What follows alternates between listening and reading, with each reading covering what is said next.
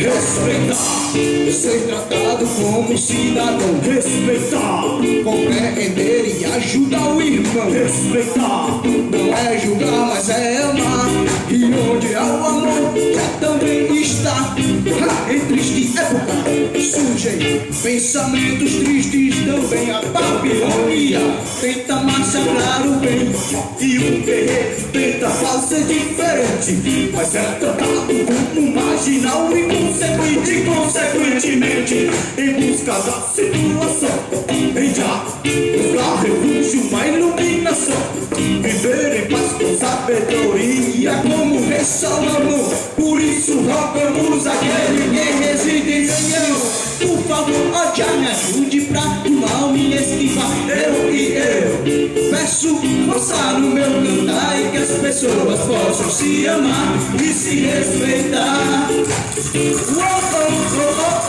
Já me ajude pra de todo mal eu me esquivar. Eu peço força no meu cantar e que as pessoas possam se amar e se respeitar, mesmo no ambiente em que a gente está.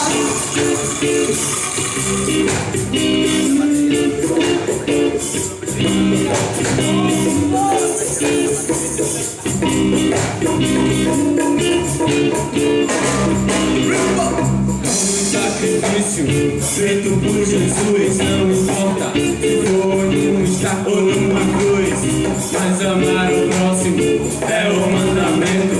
Embora o amor está de mim, domingo por favor, já põe força no meu cantar e o bem das pessoas o meu som possa despertar. Eu procuro respeitar pra ser respeitado, responder com bem o mal que a mim é rogado. Por favor, já me ajude a do mal me esquivar.